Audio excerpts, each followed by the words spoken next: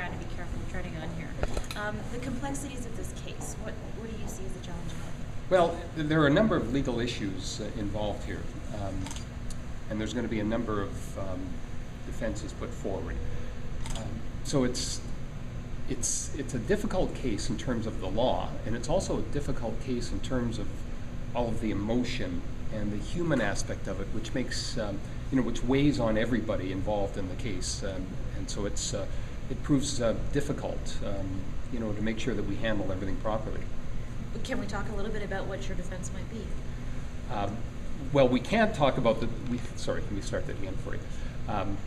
I expect to raise a number of defenses, but because the jury hasn't had the opportunity to hear it from me first, they better not hear it on television and radio.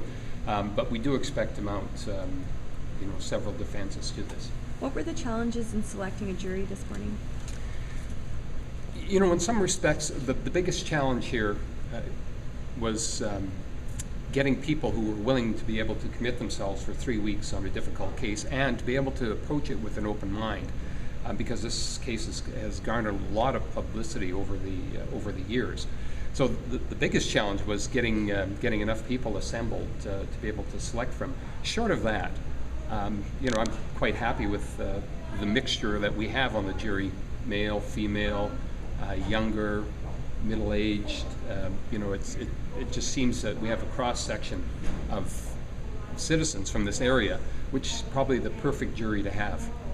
For most people, giving reasons of they've already made their mind up, did that come up quite a bit?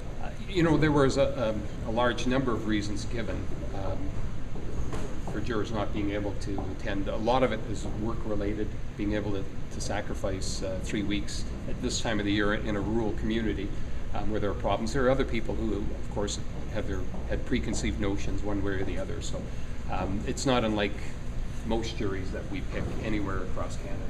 On which basis did you dismiss some of the jurors?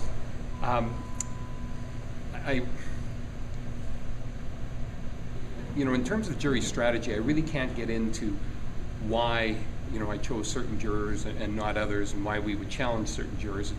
At this stage of the trial, it's something which is it's best kept to myself. Why do you think it will take 3 weeks?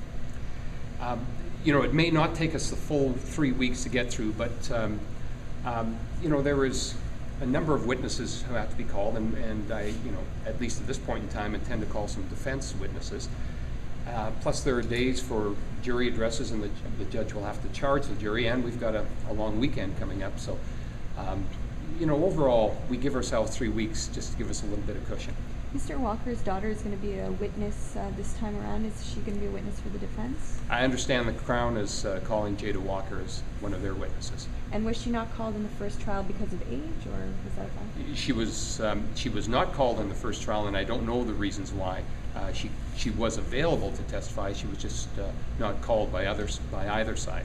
Was there a apply for a change of venue? There was no application for a change of venue. We were quite happy to have the trial here in Yorkton.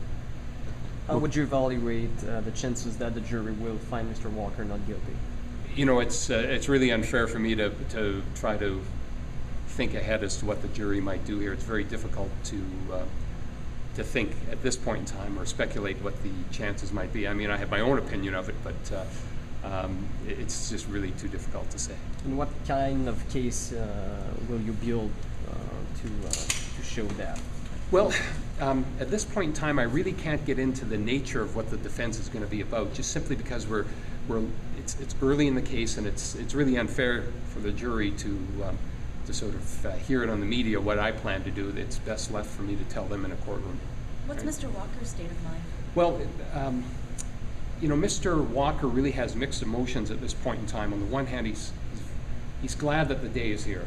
He's glad to get this over with and behind him. And on the other hand, you can understand that he's got a lot of emotions going through this. He feels very badly for the deceased family. He feels very badly for his own family. There's just a lot riding on it, so you can understand that he's apprehensive about it.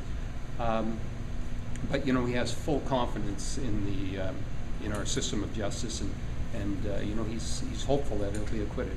Mr. Walker remains free and will return to his family Right. during the trial? Right, Mr. Walker is out on bail and has been out on bail for a long time now and will continue to be so, hopefully until the end of the trial and beyond. What's going to happen next this afternoon? What's going on? Well, what's going to happen now is that the judge is going to give her opening remarks to the 12 people who have been sworn in as jurors, and then we'll start calling evidence. The Crown will likely make an opening statement to the jury, and then we'll start hearing from witnesses.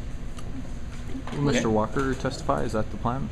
I know I can't tell you at this point in time, again, whether he will or not. It's certainly open for him to testify, and Exactly how many potential jurors came down this morning?